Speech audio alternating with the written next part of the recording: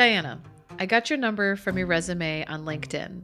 My name is Sarah, and I'm an old student of... And like you, we had a relationship. I don't know the circumstances of your relationship with him, but it concerns me to see his behavior continued long after I knew him. I'm curious if you would be willing to talk to me about your experience. If not, I respect that.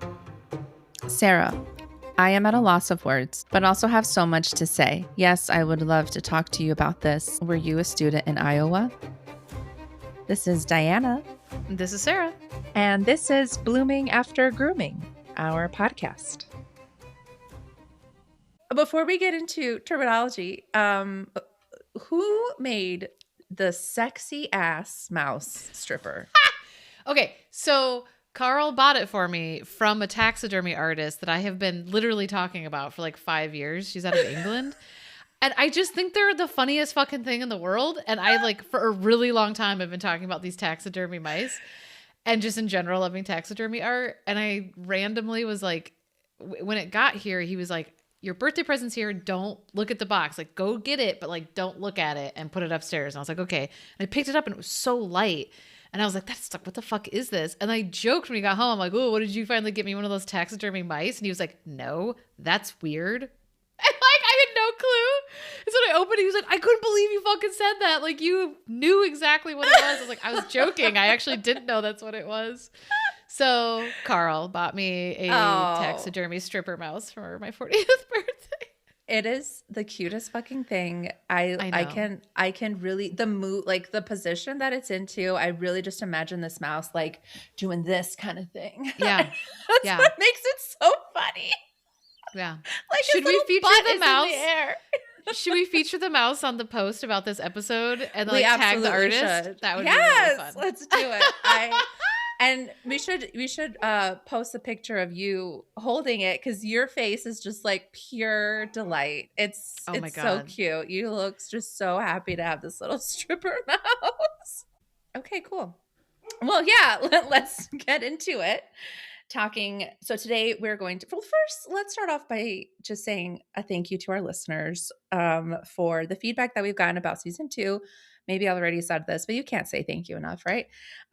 We've been getting some really good feedback so far about season 2. And I don't know about you, Sarah, but I was a little nervous about how season 2 is going to be received, because we're incorporating other voices and new perspectives and things, but it feels really nice to know that people are enjoying the conversations we're having with our guests and that people found the Epstein file timeline episode helpful. I love knowing that because I did a week-long research project about it with really just the sole intention of like, I stayed away from this for a reason and now I'm ready to kind of dig into it. And here it is for anyone else who might be in the same position. Come to find out, there were a lot of people in that position. So thank you for the feedback, listeners. We very much appreciate you. Yeah, definitely. I would agree that I felt a little, I don't know, nervous, but like less confident. Like season 1, I was like, we have a crazy story to tell.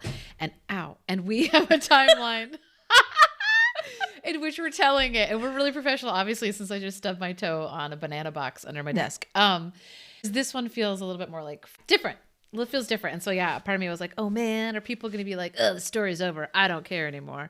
And maybe, I'm sure there's some people that will like disengage, but it's been definitely nice to hear from people that they're enjoying the guests. And we are going to have a few episodes this season where it is just going to be the two of us. Like this is an example. I think we're planning on doing like a hometown update episode because there has been some shit happening in Illinois and Iowa. So we've heard from listeners that you all enjoyed the listener story episode from season 1 and that it actually was really helpful to hear someone else's story. Oh, we also think we're going to do an Epstein Files part 3. More to come in season 2. Yes. But today we are going to return to a conversation we started having in season 1 about the words that we use and that other people use to describe grooming and sexual abuse and sexual coercion, and how that does influence the way that society as a whole interprets information, perceives information, develops their own opinions about information. So today, Sarah, the first word that I want to get into This is like Sesame Street. The word of the day is molestation. Worst Sesame Street episode ever. So the word we're going to talk about first today is the word rape. This conversation came up maybe at some episode in season 1 or season 2. Sorry, now I'm getting myself confused. Where you brought up how you had said to your therapist, Sarah, that you had never been raped or something like that. And she was like, well, actually. And then you were like, oh, well, yeah, fuck, that sucks. And I know that there have been times like when I was listening to season 1 over again where I said things like, and then we had sex or, something like that. And listening to it over again, now I think about it and I'm like, man, I really should have used the word rape because that's what it was. So yeah. I want to start with the word rape because I'm sure we're not the only ones who feel a certain way about the word rape when describing what happened to us, because I think we all have this very specific depiction of what rape is and what that looks like. But it's interesting that you say molestation, because I was thinking about this, that, in Spanish, the word rape is violar, but in English, no, that's just like violation. And I don't know, that's so interesting to me, is that like there's no word for rape, as far as I know. Possible that a new word has come about, but the way that I have grown up speaking Spanish, like that's the word is violar, which means to violate. And then the word molestar doesn't actually mean molest. It means like to bother. So I don't know. It's just interesting to me also. Yeah, like how culture shapes words. But anyway, let's start with the word rape. Just a nice dip our toe in the water. Yeah. Really ease in with an easy one.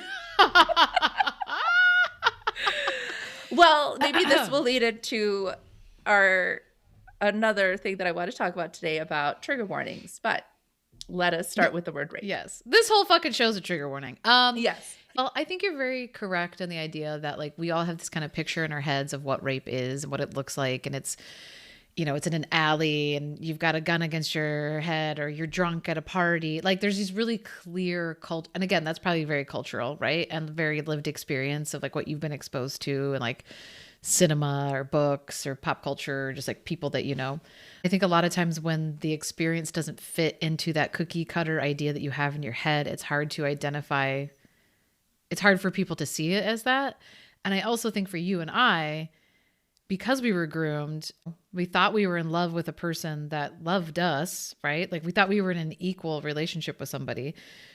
I think when you don't realize it's happening when it's happening, it makes it hard in retrospect to identify it as such. Whereas like if somebody breaks into your house and attacks you and rapes you, you're being raped in the moment that it's happening to you. I think as a survivor, that can be the hesitation to to say it or own that word, I think, is it's like, because you weren't making that association with it when it was happening to you. It's like such a delayed, it's like delayed disclosure, but like on an even deeper level, right? Where your brain's like, wait, was I? Legally, yes. You know what I mean? Like, I don't know. I think that's where like that hesitation comes from. It's like, you're not aware that it's happening when it's happening. So the association maybe isn't as strong. Why was it so hard for you? Like when you had that interaction with your therapist, for you to like sit with that thought of, oh yeah, I guess I have been raped multiple times.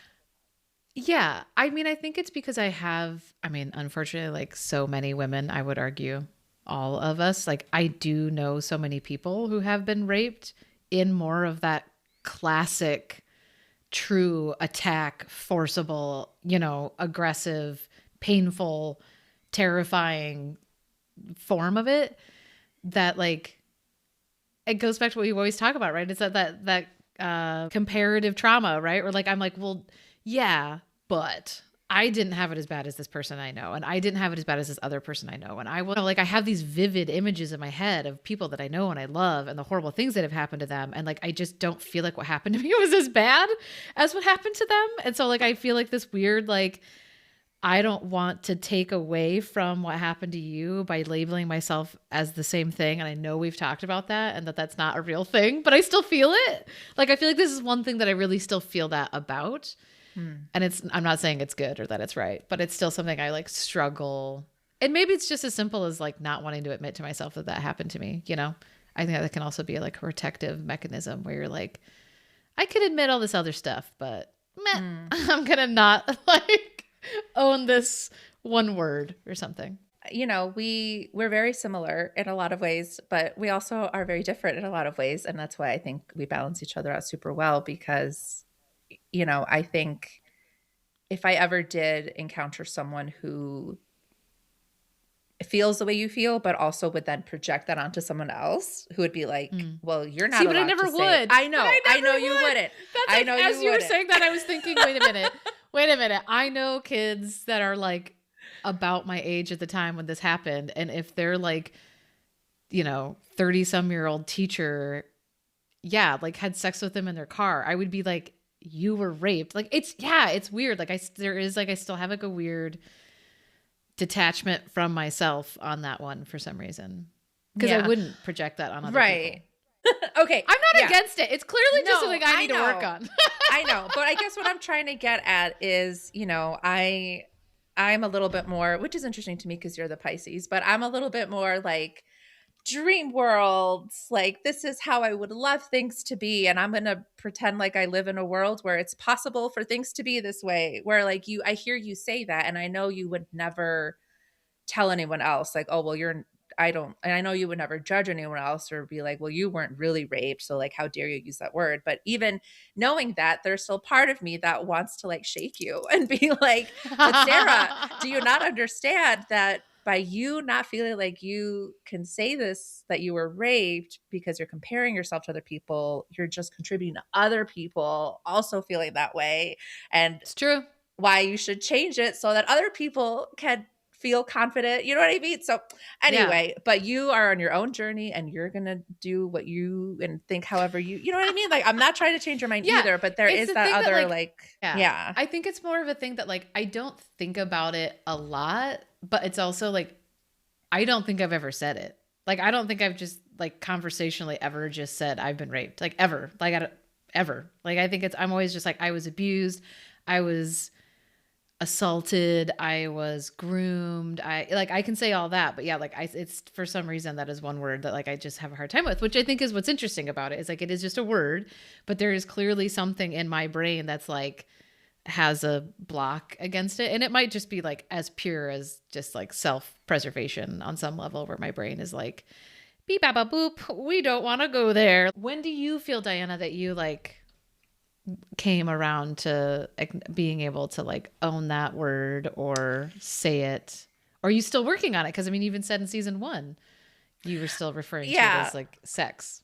Yeah, I would say listening to myself talk about what happened to me and saying things like we had sex, and then just like that, just not like listening to it. It did not sitting right in my body. Saying it, you know, obviously I felt comfortable enough, but then listening to it, there was just a reaction of like, well, that makes it sound like you're diminishing your own experience. Yeah, exactly. In describing what happened to me, I say I was abused, I was groomed, I was sexually abused. You know, I don't really say I was raped, but I was. But we were. We were multiple times. Gross. Yeah. By the same guy. And sadly, you know, like the other rape that I have to compare it to from a different person, that one also took me a while to accept as rape, because I had been drinking. Like I was drunk, and I accepted this ride home from this coworker who did not take me home. And I went inside to his house and I let him, you know, whatever, do things. And that at some point I was like, no, I need to go home. And then I drove and totaled my car. You know, when I look at that and I think about that and I think about what I went through with the teacher, yeah, they're different. And even in the other situation, like for a while, it took me a while to like, be like, okay, yes, that was rape. And now I'm just like sharing rape stories, which I don't know how I feel about it. You can edit it out. You okay, can edit it out. Right. But I do think that goes back to the same thing of like, I'm sure there was self-blame, you know, because you'd been drinking, and there's all these, but again, it's all cultural, right? Like those are all things that we're taught. And, I think if things aren't represented like well or diversely, then like we all end up with a really narrow definition of what something is if we only ever see it depicted as the stranger in the alleyway, right? Not the coworker that you thought you knew or the teacher that you thought was a good guy. Yeah. Yeah. Yes. Thank you. I think that's where I was trying to get. And then I just kind of got lost in the memory of trauma. But yeah, there was a lot of self-blame because, there was, I didn't do anything to stop it is what I kept thinking to myself of like, and yeah, I knew I was drunk, but like and then I was also like kind of making excuses for him where I was like, well, he did stop like when I told him to stop, and he did take me back to my car when I told him to take me back to my car, so I feel like I don't know. You do a lot of that self-blame and a lot of like, well, I did certain things to put myself in the situation and yeah. But also like we don't need to be raping people. Like, I don't know. Like, that's the problem is like so much of it. And we've talked about this before and I'm sure every woman has, but like so much of the pressure is put on women to be the ones that are like, you don't do this, don't do this, don't do that. Don't go anywhere. Like you shouldn't have been drinking. You shouldn't have got a ride home from somebody. Like you shouldn't have accepted to go up to his apartment, like all that stuff. And it's like, yeah, but also you shouldn't take someone to your apartment when they ask to be taken home. And you shouldn't start, sexually engaging with somebody who's clearly super fucked up, right? Like, like that's common sense. And those things, they're not common sense apparently, but like, they're not you know what I mean? sense. Like we're not teaching young men either though about consent, right? And like, or a lot of people aren't. And like, a lot of school districts aren't because a bunch of crazy Puritans think it's like, inappropriate. But like, if your parents aren't teaching you these things, like, are we expecting young men, teenage boys, or even adult men, right, to understand those boundaries? Because if to them, rape is jumping on someone in an alleyway that you don't know and beating the shit out of them and raping them, then they don't think anything else is rape. Like, because that's what they have seen depicted. And if they don't understand what consent looks like and they don't understand, like, if somebody's fucked up, like, that's not the time. Like, if you're catching vibes, man, follow up with me tomorrow when we're both sober. Like, let's go get a pizza. Like, we can fucking do this another time. Yeah, I do think it's shitty, though, that it so often is just put on the woman, the responsibility for that kind of stuff. So I guess in thinking about the actual definition of rape, I looked up a few. And what I feel like most of them have in common is some kind of sexual penetration. So going in somewhere and without consent. So, I guess like being grabbed by someone wouldn't necessarily be rape. It would be assault for sure. Yeah. And then without consent, which could be another word that we could talk about after we're done with rape. So even though like I still am working through using the word rape to describe what happened, I do think that moving forward, instead of saying we had sex, I will say I was raped or he raped me or something like that, because I do think it goes back to, what we talk about on this podcast of that how we talk about things does matter. Yep. And it would be impactful for hopefully it would be impactful for young men to hear some of these less what's the word I'm trying to look for? Less cinematic situations of rape, and hearing it more like the everyday experience kind of, I think that would help. Because I don't think men want to be rapists. I don't think most of them want to be creepy, some rapey of them weirdos. Do. Some of them do, unfortunately. But yeah, I would say I do think there are, and I do not classify our abuser in this fucking statement I'm about to say because he is a piece of shit predator. So that guy can go fuck himself. But I do think there are an unfortunate amount of men that probably have done things, right, in their lives that the other person views as assault or abuse or rape. That was not their intention. That because they were not understanding consent, because they're being fucking selfish or pushy, or even just looking back, like when we were in high school, like I remember the whole vibe being like, so it's the boy's job to try to have sex with you all the time, and it's your job to hold the line. Like, that's fucked up. Like, just that fucked simple up. premise Yeah. of like, it is normal for your boyfriend to constantly be pushing your boundaries of sexual comfort all the time. To like, what's the next thing? Like, okay, well, now we're doing blowjobs. Now we're doing hand jobs. Like, whatever. Like, that was just culturally, like, that's what you did. And it was up to the girl to just be like, no. You know what I mean? Or like, hold the line. And it's like, that on its own is super crazy and toxic for everyone involved, right? Because then when is a boy supposed to understand, am I just pushing it like I'm supposed to be pushing it? Or if I now pressured somebody into doing something that they're not ready to do?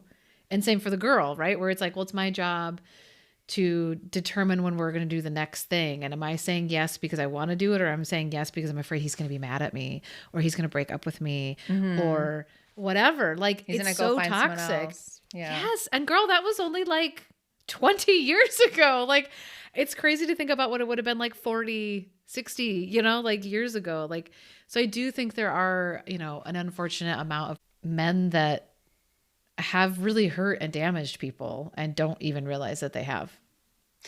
Oh, and okay. So a few things I want to say about that. Before the 1970s, it was not illegal to rape your wife. Like, girl, that was just wasn't. 1993. 1993, that law.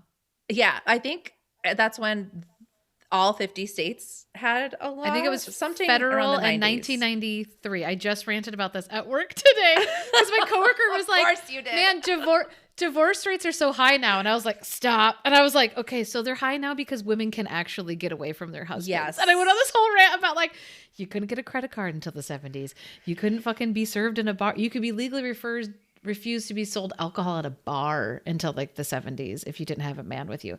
You couldn't like get a loan at a fucking bank. You couldn't get a driver's license until like at some fucking point. I can't remember what year it was, but it was 93 for raping your wife was legal.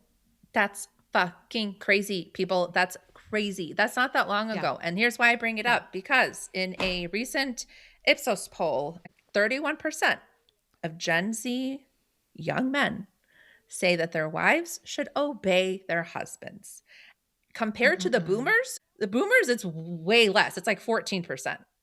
Yeah. Gen Z, we're at 31. Dude, I was just reading a thing about Gen Z. Yeah, that the Gen Z like toxic masculinity is like off the charts. I was just reading a thing about it the other day. But you think about it, this is a generation of young adults who has grown up on the internet. And if you fall down the wrong fucking algorithm rabbit hole, dude, these kids have been getting fed dangerous, toxic masculinity, incel propaganda bullshit since they were like 9. Yeah. And like, what is that doing to a developing brain, dude? And then people aren't talking about stuff in schools because now everyone's gotten all fucking crazy and puritanical and like they don't even want sex ed in schools anymore. And so they're leaving up to parents and like, it's a mess, girl. It's a mess. And the progress, we feel like we've come so far, but we have not. And there's this group of young men who are coming of age and into adulthood that have these very problematic, antiquated views of women and wives and the roles that women serve in society. So I worry about that. I worry about that a lot. But yeah, I wanted to bring that up because as we're talking about rape and how it isn't just this sensationalized, that's what I was thinking of, sensationalized cinematic examples. Yes, and those horrible, horrible examples do happen. Okay, so the next thing I want to talk about, and it's Sarah's choice. Sarah, do we want to get into Grape and the kind of hidden language and trigger warnings, or do we want to get into consent? Oh, God damn it. We could go either way. The elder millennial in me wants to complain about the grape thing because it does bother me. All right, let's talk about the grape thing. Okay. I have 2 theories on the grape thing. One, I think people do it on social media because there's probably something about the algorithm, right? Where if you're using that word, it's probably getting like, you know, silenced or like less likely to get shared because they do have, you know, certain words they will kind of diminish how much people will be able to see something.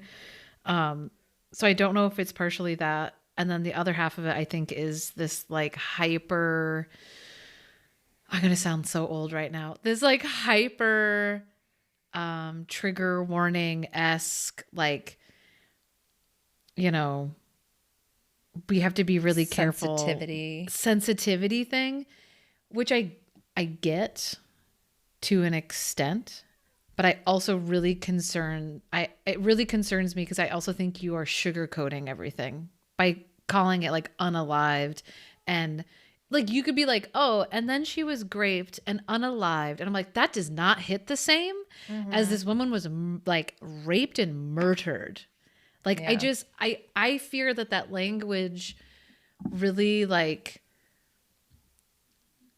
yeah, like de-escalates or dilutes the severity of the thing that you're talking about. And I think that's kind of the point. Is it's supposed to soften the way it hits, but I also feel like, does that then soften the impact it makes on the listener of the severity of the thing that happened to the person? I don't know. What do you think? Is this me clutching my old lady pearls? No, I don't think so. And I agree with you. I understand. And I don't think it's a bad thing. I don't think it's a bad thing. When people use the word woke, I don't think it's a bad thing to have your eyes open to certain things and like be aware of how certain situations might affect certain groups of people, or to have some kind of inclusion lens or some kind of sensitivity awareness. Sure. But I do think that there are limits, right? And I wrote it down this time. I read this article in The Atlantic. It's actually from 2023. It's called "I Was Wrong About Trigger Warnings" by Jill Filipovic. She talks about how like the, I don't know, 2010s ish, around that time is really when like content warnings and trigger warnings started coming about. And she was like, yeah, like I started, I jumped on that train and I used them. But then she started having second thoughts, because she's like, well, by using them too much, like, are we, and it's interesting because I feel like we kind of talked about this with Piper, who I think will release her episode after this one, but we talk about how, yeah, we want to shield, I think, people from pain and from discomfort, but also sometimes that's what's needed to grow. And are we shielding teenage girls mainly, and like young women mainly, because let's face it, who are the ones that are wanting the warnings? Are we shielding them from learning how to navigate difficult and uncomfortable situations? And like, where's that balance? And I think about that too, about people who are raising kids, right? I'm not raising kids, but where would be that balance between wanting them to have a good life and wanting them to suffer less than I did, but also not wanting them to be like boring, bland people with no character? Like they got to suffer a little bit. You got to smoke a closed cigarette and drink a 40 on the roof of a building at least one time in high school. Come on. That's what gives you some spunk. So exactly. So I don't think we sound like old people clutching our pearls. I think with everything, there's a balance. I agree that we should not subject consumers to unnecessary discomfort, but at the same time, are we reverse evolving by doing that? Yes. You know what I mean? That's my concern. Yeah. Is it's like, and I agree. There's definitely things I see on social sometimes where it doesn't have a trigger warning, or even visuals. Sometimes I think it's helpful when they have the thing that's like, hey, heads up. Yeah. If you don't want to see this, don't swipe right or whatever. And every once in a while I'll see something that it doesn't. I'm like, God damn. Like, I did not need to see that. Like, gory stuff, gross stuff, medical stuff, sexual abuse stuff, like whatever it is, right? All kinds of things. But more often than not,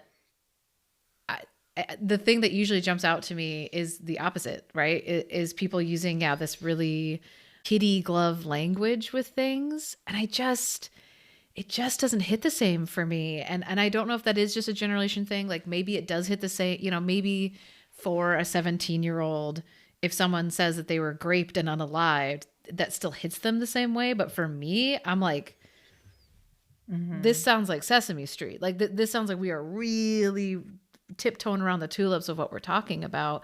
And I do think that makes a big difference, because for years, like for you and I, we both told that story of like, I had an affair with my my high school English teacher, right? Well, that sounds sexy and dangerous and ooh, titillating, or like, oh, what an interesting story. Tell me. But if you say, my high school English teacher groomed and raped me, that's not fun. But I mean, I do think that really it makes a big difference. And I think maybe that is why you and I don't like it, is because we spent so much time misidentifying our own abuse. You know what I mean? And so when you hear like we softened our own abuse for so long.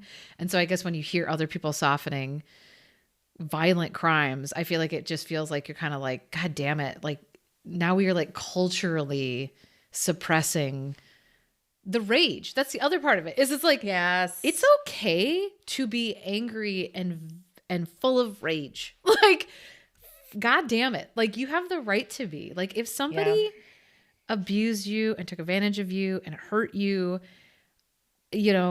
like I was in an online group once where there was a woman where like her kids were murdered, dude, murdered. And like people in this group were trying to be like, you gotta let the anger go. And I was like, fuck oh my God, this. Like I was like, that lady should burn like a fucking flame of rage for the rest of her life if that's what she wants to do. If that's how she chooses to move through the world and it's not devouring her, let that lady fucking burn. Like, because she's the right to be that angry. Because what a horrifying thing to have to experience. And I think when we just soften all this stuff, I just think it's just shitty to survivors, you know what I mean? And their loved ones, like they have the right to be angry and talk about the ugly truth of things. Like we don't have to sugarcoat things. And if you're out there and you're listening and you think we're wrong and you prefer Grape, that's cool. But like, I don't know, don't go yelling at people for using language about things that have happened to them. And if it's too much for you, like don't consume that person's content, Yeah. And if you do have differing opinions, we'd love to hear them. Let us know what you think. Yeah, I wonder what a young adult would think of our podcast, because our podcast is mostly listened to by people our age. So yeah, it would be interesting to know what a 19-year-old would think of the way that we're talking about things. Yeah, maybe they have a good reason for saying grape and unalive, and we just don't understand. I don't know. Let us know. Or even if you're not of America, even if you're not a youth of America, just we're curious to know just what you all think about these words and phrases as well. Okay, well, now I feel like that could transition into headline language. But before that, let's go back to consent. I had a question posed to me today from a very good friend of mine who just listened to our latest episode with Megan Farrison.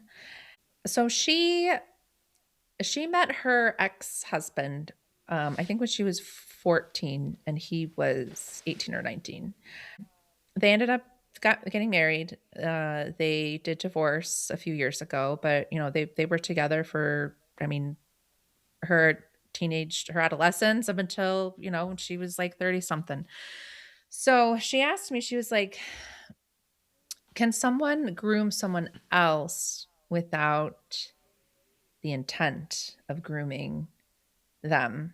Like grooming someone by accident, kind of. And that kind of made me, I guess, led to like this thought of like, oh, well, I don't know. Like, and then the whole idea of consent going along with that. Cause I think, what I meant when I said to her was, unfortunately, I feel like that age gap, like 15 and 19 is not that uncommon. And I feel like in other cultures, and like in the South and, and just different cultures, it's accepted. And I think it's hard for her to feel like, was I groomed, like, I think it's hard for her to feel like she can say that she was, but I think now that she's thinking back on it, she's like, oh, I was 15 and he was older than me and he knew more. And, he told me certain things to make me believe a certain way. And so I don't know. I'm curious to hear your thoughts on that, Sarah. Like, do you think someone can groom someone else but not realize that that's what they're doing?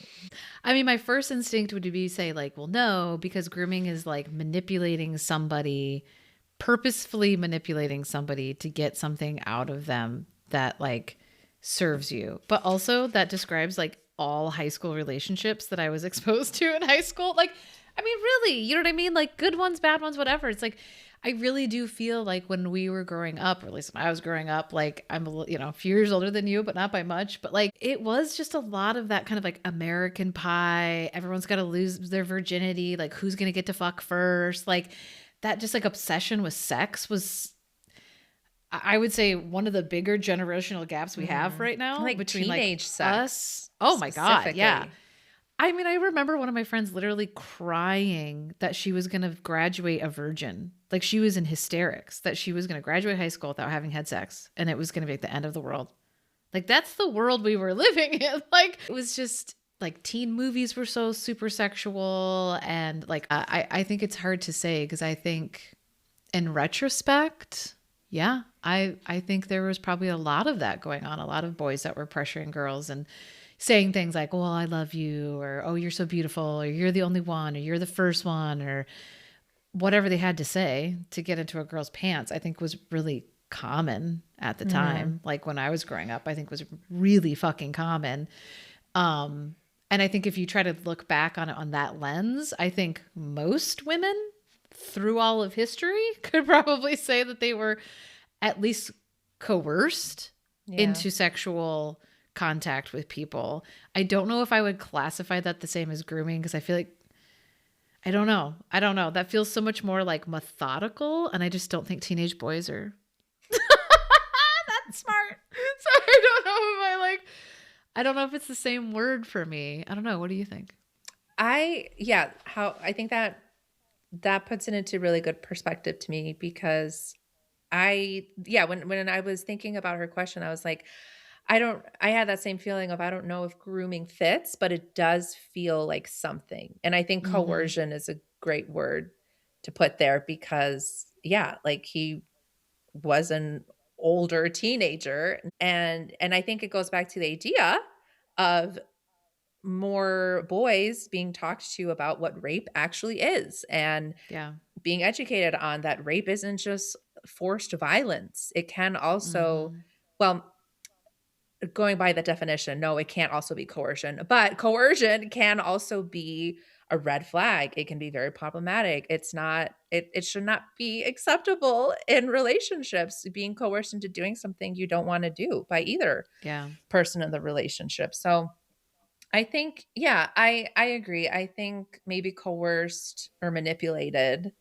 would be a better word than pressured or pressured because I think you're right. I think grooming is very, there is an intention there, I think. Whereas like it feels very like I know what I'm doing and I'm doing it for this purpose and I don't care if it hurts you, which I mean, you could say the same thing about being coerced though. But, and I do think that, the age difference thing, I think that really has changed so much. I was around some teenagers and they said something about a freshman dating a senior in high school. And they were like, that's gross. Like that kid's a pervert. And I was like, what? Like, because I'd never heard anybody say that before. And I was like, I don't know. My first boyfriend was a senior and I was a freshman. And like, I've never thought twice about that relationship. And these kids were like, oh, that's fucked up. And I was like, is it though? Like, I was kind of like, I don't know. Like, I liked him. He liked me. We dated. Like we're both in high school. So like, I do think so much has changed culturally, and I think it's up to each person to feel how they want to feel about it. Like, I personally don't feel weird about my high school relationship that I had. Like, I just don't. Like, I don't feel weird about it. It's the same age difference that I have between my husband now, So it's kind of like different developmental stages. I know. I mean, 14 is but like close to child body. I was 15 I was 15. I was not 14, but still. But you remember when he turned 18 though, I remember us like having a discussion because his dad was like, listen, this would be statutory rape if her parents wanted to. Like, it was a real conversation that we had to have. And like, I'm appreciative that we had that conversation. You know what I mean? Like, I could have that someone had that conversation with you. Yeah. And we weren't having sex at that point. Like, I mean, we were together for at least a year before that had happened, but like other things were happening. But yeah. And then years later, he like followed up with me and was like even checked in years later and was like, did I ever pressure you into things that you didn't feel comfortable? Like, Yeah. So, I mean, I guess that's how I feel about it is it's just like, I think there are people that probably do things that have damaged people and they don't realize they did it. And I'm not trying to excuse the behavior, but I've also seen a number of, not a lot, but I've seen a handful of men in my life who have been retrospective and have reached back out to people and said, hey, I don't know if this is how you view this, or I now see what I did and I am so sorry. And I think that that is huge. And I would love to see more of that in our culture. Unfortunately, I think a lot of men probably have a phobia of doing that because they probably think, am I opening a can of worms? Is this person going to try to come after me? Like that goes back to the conversation we had in like season 1, right? Of like, there is no motive for truth. And like, there's no motive for like someone just saying like, oh my God, I did this thing to you. I'm so sorry I did this thing to you. Because unfortunately the reward, half of the risk of that is you could end up going to jail. Right. So there's no like motive unless you truly are like, I don't care if that happens. It's more important that I like apologize to this person and own what I did, which those are rare human beings, I would say, in the world that would be willing to put themselves on the line like that to do the right thing, unfortunately. But yeah, I don't know. I feel like that was a really convoluted answer to your question. It was a pretty convoluted question, so it's all good. I think we talked about it. You answered it. Yeah, just the grooming, I think has that implied intention, right? And yeah. So yeah. Okay. Right about. All right. Let's tackle one more word. Okay. The word Sesame's I know. I want to tackle you. I just heard meow. She's being so silly right now. I think she wants me to feed her. You're gonna have to wait, okay? Here. Go. I know Carl must have come home and dealt with Sammy because she was barking up a fucking storm for a while there. But I do really want to talk about, for our last word, healing. Ooh. I want to talk about the word healing because it is another word that came up a lot in season 1 and probably also season 2. But it's also one thing that I've been thinking a lot about because for a few years now, I feel like I've been on this healing journey. And I think there's part of me that's like, when will this journey end? What is the final destination? And that's kind of what I'm learning. Yeah, because, and I think this moment came from, we've been doing this podcast now for almost a year, officially. And as I've been talking with my therapist, I had this realization of like, oh yeah, I've been able to like move through these different steps of, filing the police report, going through the lawsuit, doing this podcast, all of that. But I haven't actually, I think, gotten too deep in how the abuse actually impacted me and how it still impacts me. And like what happens when I have like these moments of going back to a memory and like kind of getting stuck there. And so it made me feel like I'm not healed and I'm nowhere near healed as I thought I was going to be. And then that made me think of like, well, what the fuck does that even mean? And what are we striving towards? And so I guess my question for you, Sarah, is you've also talked about being on a healing journey. You're also in therapy. Like what does healing mean for you? And what is the trajectory of the journey you're imagining? Or is it just me that operates on timelines nonstop and needs to see like an endpoint with everything I do? Yeah, I don't think there ever will be an endpoint. We had talked about this as like when everything wrapped up as far as like our abuser losing his job and, losing his teaching license. And people said to us, well, now you can move on. Now you can just move on. And we both are like, that's not how this works. I view healing the same way, right? Where it's like, there is no end point. And I think it's going to ebb and flow and it's going to look different at different points in our lives. But for me, it's like,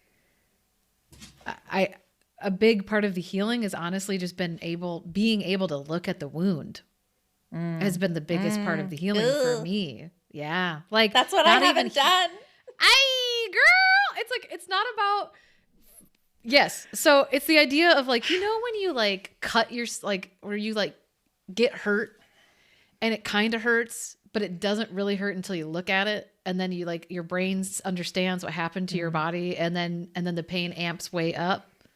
I think that that's an important part of the process, is like being able to look at it and go, oh no, like my arm is mangled, right? Like, and then you have to be able to stare at the bones and the shards and the tentacles, the tendons, tentacles, you know, those arm tentacles you have inside of your bones.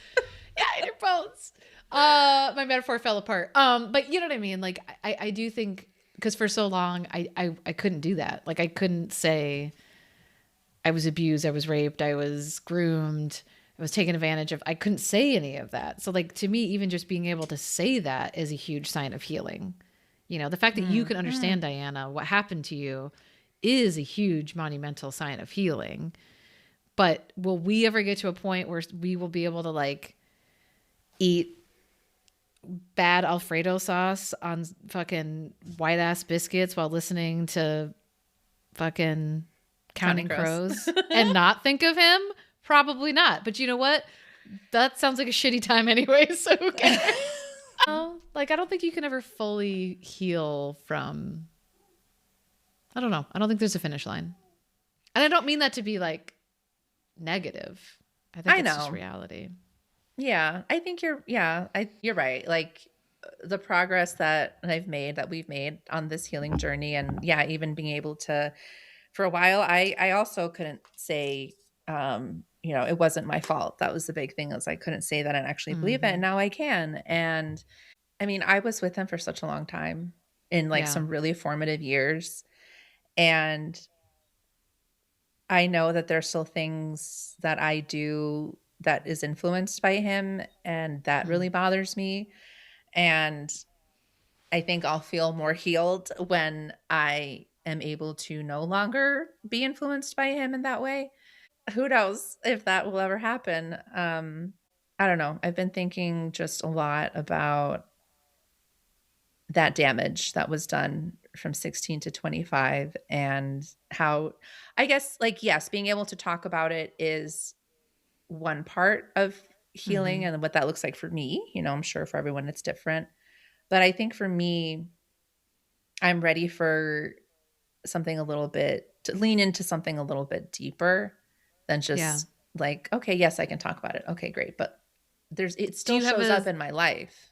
Yeah. Do you have a specific thing that you're trying to, like, is it like the triggering, like, flashback of memories? Like, is there a specific thing? Like, would it help if you were like, I really want to focus my energy on de-escalating in these moments, or I really want to focus on deprogramming maybe some behavior that I picked up from him? Because you were with him for a long time, girl, and like, you lived with him, so like, there's also probably just like weird learned behavior shit that you still have going on that like is in there. You know what I mean? So like, maybe it would help if you picked like a trait or a trigger or something that you're trying to like be able to work through. Although that's hard. That's easier said than done. Because sometimes that shit just blindsides your ass. Like today at work when Counting Crows came on, and I was like, motherfucker. Like, God damn it.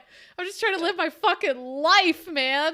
Just trying to live my life. This douche canoe's popping in my head. Yeah. Yeah. Yeah. And I guess I will say that when I think of healing, I do not associate healing with not being mad anymore, because I think you're right, Sarah, that like there's anger is not a bad feeling. And I think, you know, it can lead to violence and bad situations, but anger is a normal and very human feeling. And I am allowed to be angry about the 10 years of my life that were robbed from me and how it impacted the rest of my life. And I don't think that healing means like making peace with it. You know, I have no interest in that. So that for sure.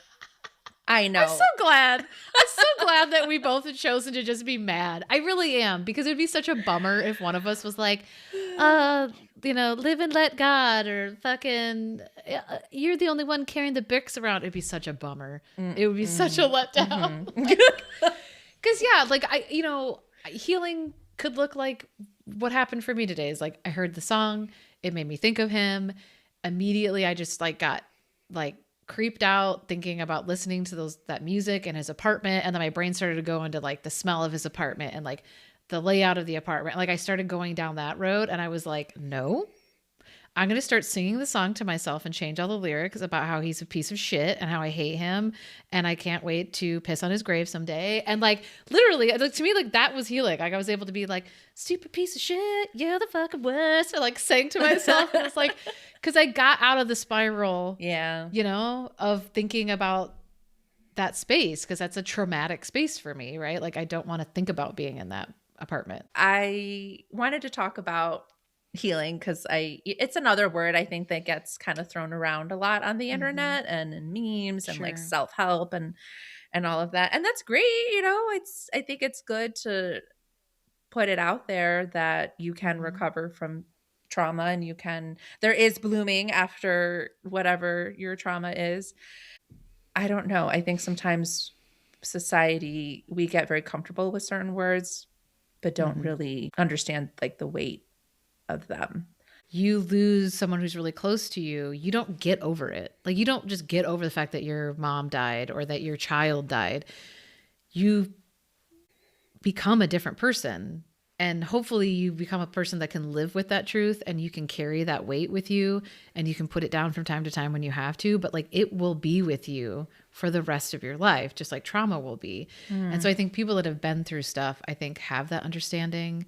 It's the people that are a little bit more like, la la la. They're like, oh, you guys have a podcast now. It must be fine. And you must be totally healed. Everything must be just A-okay. Whereas I think people who've seen some shit, like they see you, you know, and they get it. Well, I'm just excited for you to identify, Diana, what your next chapter of your healing is. I think that could be a good homework assignment for you. Thank you. I still have, listen, I'm not saying I'm done. We started off talking about the work that you still need to do. Oh, shit. Yeah. There's a long list. And I think, too, part of maybe my problem is that, like, I'm just so literal. I'm so literal. I am so gullible. And I think the word healing for me is like, you know, when you get a cut, it heals completely. Like you might have a scar, but it's healed. And so like in my mind, I'm like, okay, there's going to be an end point to this healing. So maybe I need to think about it more as like reclaiming my life a little bit more, because and this isn't me being pessimistic or anything, but I'm never, this is always going to be part of me. Like I'm always going to have this scar, right? Yep. Of being groomed and sexually abused and manipulated for 10 years of my life. And I don't know that I can heal from that. I don't think I can heal from that, but I can reclaim certain parts of myself and the rest of my life. So I don't know. Yeah. I think that's a good goal. And I think that's a good way to look at it. Yeah. I think, you don't heal. I mean, look at your knee, dude. Like, you went to physical therapy, right? And you said, it's not bothering me as much. Yes. But your knee will never be the same. Like, unfortunately, your beloved little knee will never be what it once was. You know? God damn it, Trump. God damn it. I know. I do blame him for your knee. You should have sued the city. I honestly should have, but I did not. You were in the middle you were in the middle of 2 other lawsuits at the time. I did not want another one, but I should have. Oh my God. Yeah, no, but I think reclaiming is it's a great way to look at it, because I do think healing, you're right. Maybe that word just needs to be thrown out. Like maybe healing needs to only be in reference to things that actually can fully heal. You know? Because you don't say that after like a death. Like someone's kid dies from cancer. You don't go, well, it's important that you heal from that. Move on. Like nobody says that. Like, no, you find a new path, man. You find a new way to live. Because that path you were on is fucking gone. Like we talked about that before. Like who you were going to be if he had not entered your life is gone. Like, and me, like it's gone. Like those people don't exist, but we do. And we're pretty badass. Hey, trauma buddies. Great. For life. We're doing great. All things considered, I think we are blooming and thriving and doing great. I also think 2022 Diana would shit a brick if she saw you right now. I think she would think, wow, I have healed a lot, even though you don't maybe feel like you have. Thank you, Sarah. That means a lot. And yeah, I have. And I know 22 Diana would be like, a damn bitch, you live on your own and you have not relapsed or self-injured or punched holes in walls or left your cat outside all night. You're doing great. You're doing great.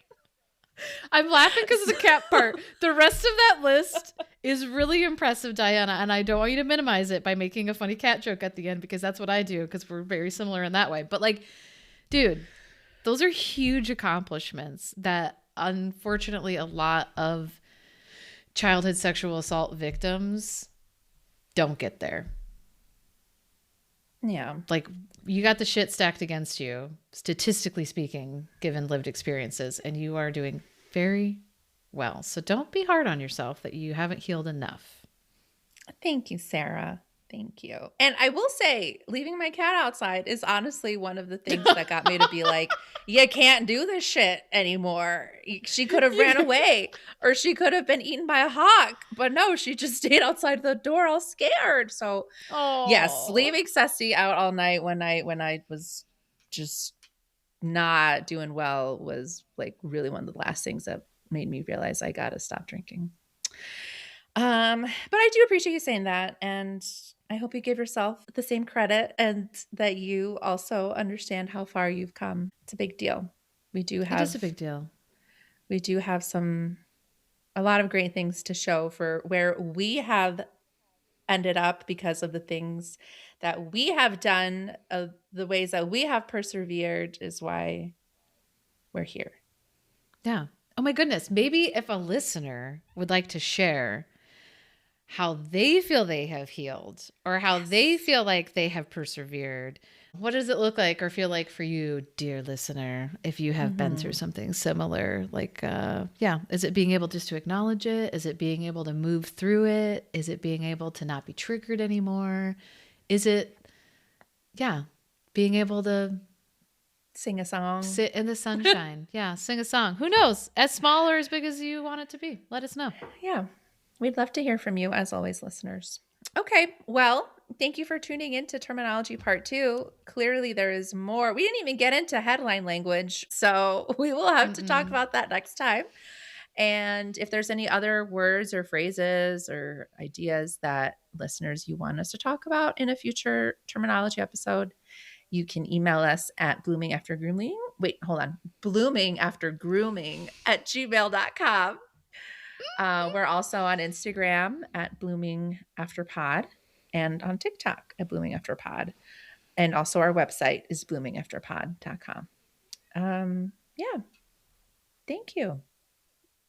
And remember, I always fuck it up. Growth. And remember to grow through what you go through. Goodbye, sweet listeners. Bye. Bong, bong, bong. And I don't know what that sound effect was I just made. I don't know either. Alert, like, what is that? Like a news. Turns out the sound in my head and the sound that's coming out of my mouth. Yes. Okay, that's the sound, and it just came out. And it came out like wow, wow, wow, wow.